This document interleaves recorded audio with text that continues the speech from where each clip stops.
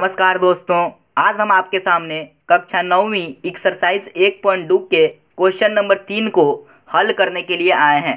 देखिए, question number 3 कहता है कि दिखाइए कि संख्या रेखा पर √5 को किस प्रकार निरूपित किया जा सकता है। यानी हमें बताना है कि हम संख्या रेखा पर √5 को किस प्रकार निरूपित कर सकते हैं। तो इस प्रश्न को सॉल्व करने के लिए हमें पेंसिल, कंपास और स्केल की आवश्यकता होगी।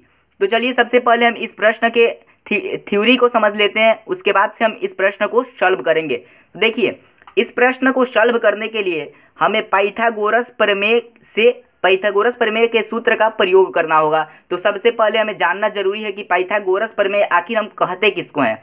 तो आप कक्षा 8वीं में अध्ययन भी किए होंगे पाइथागोरस प्रमेय के बारे में, लेकिन मैं फिर भी यहाँ पे आपको पाइथागोरस प्रमेय के बारे में बतला देता हूँ। देख लीजिए, पाइथागोरस प्रमेय का प्रयोग हम सदैव समकोण त्रिभुज पर करते हैं। पाइथागोरस प्रमेय का प्रयोग समकोण त्रिभुज पर हम करते हैं। और देखिए, बगल की आकृति में एक समकोण त्रिभुज है। समकोण त्रिभुज का पहचान यही है कि इसका एक कोण 90 डिग्री का होता है। देख सकते हैं आप, ये जो कोण है 90 डिग्री का है, इसलिए ये एक समकोण त्रिभुज है। और पाइथागोरस प्रमेय का प्रयोग हम समकोण त्रिभुज के लिए ही करते हैं। अब देखिए, पाइथागोरस प्रमेय में हमें 3 चीज़ों का ध्यान रखना होता है।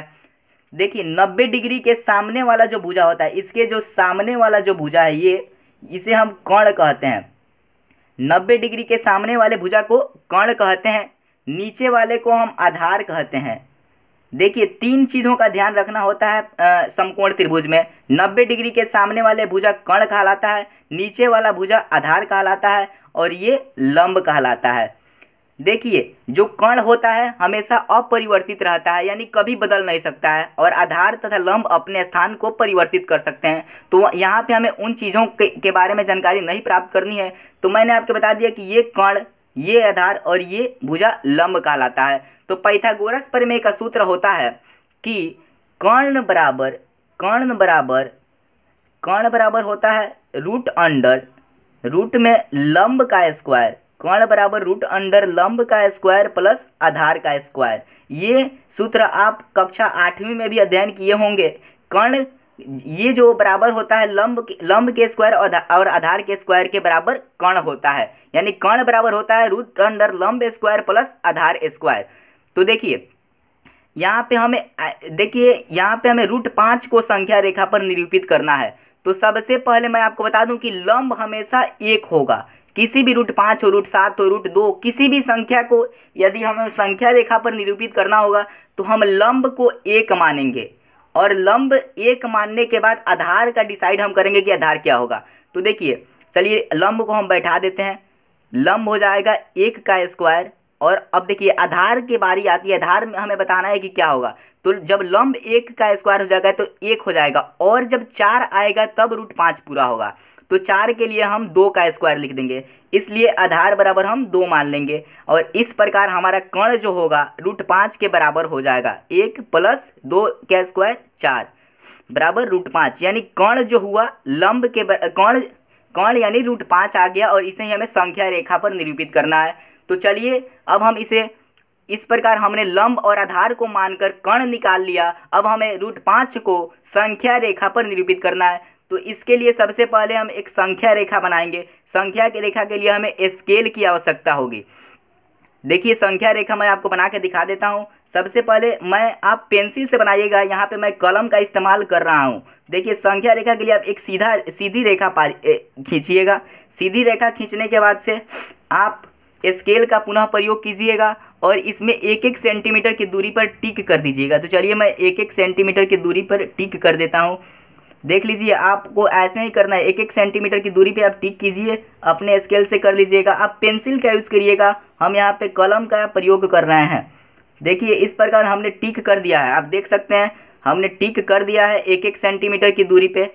अब आपको इसे आप इस तरह कर दीजिएगा। उसके बाद से देखिए, इस प्रकार आप एक संख्या रेखा बनाइए, और संख्या रेखा में आप किसी भी बिंदु पर 0 मान लीजिए। 0 जो मेन पॉइंट होता है संख्या रेखा का, उसके बाएं तरफ ऋणात्मक चिन्ह होती हैं, यानी -1 -2। दाएं तरफ आप धनात्मक संख्या होंगी 1 2 3 4 5। इस प्रकार एक संख्या रेखा तैयार हो चुका है। अब देखिए संख्या रेखा ये बन गया है, तो अब हम संख्या रेखा पर √5 को दिखलाएंगे। तो किसी भी अंक को दिखलाने के लिए हमें 2 से 0 से शुरू करना होता है। और देखिए आधार यहाँ पे 2 दिया है, तो 0 से आप 2 आधार तक लीजिए, ये आपका आधार होगा। 0 से 2 तक आपका आधार होगा, यहाँ पे आधार मान लेना है। उसके बाद से देखिए लंब आपका 1 सेंटीमीटर है, तो लंब आप स्केल का पुनः प्रयोग कीजिएगा और लंब को 1 सेंटीमीटर माप लीजिएगा। देखिए मैं लंब को 1 सेंटीमीटर माप लेता हूँ। लंब को मैंने 1 सेंटीमीटर माना, देख सकते हैं आप, यहाँ से मैंने यहाँ तक 1 सेंटीमीटर लंब को मान लिया।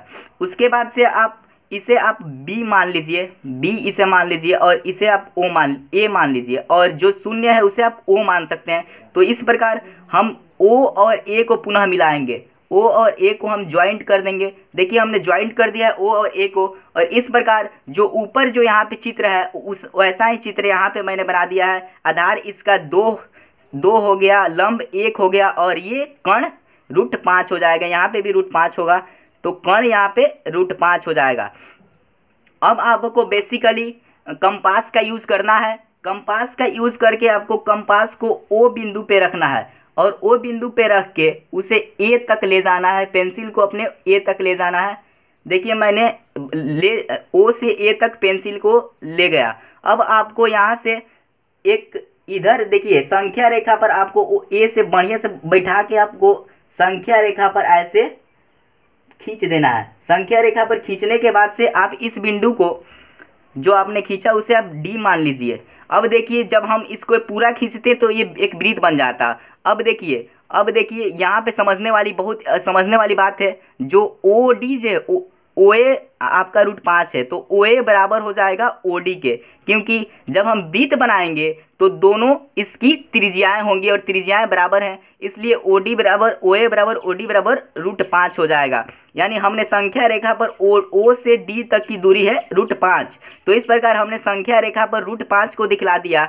और इसी प्रकार आप किसी भी प्रश्न को सॉल्व कर सकते हैं। चाहे आपको संख्या रेखा पर √7 को दिखलाना होगा तो आप यही थ्योरी लगाइएगा तो बन जाएगा। आई थिंक ये प्रश्न आपको समझ में आया होगा। अंत में मैं कहूंगा कि वीडियो अच्छा लगा तो प्लीज वीडियो को लाइक करें, ज्यादा से ज्यादा अपने दोस्तों के साथ शेयर करें, और ऐसे ही अपडेट के लिए हमारे चैनल को सब्सक्राइब करें। बहुत बहुत धन्यवाद।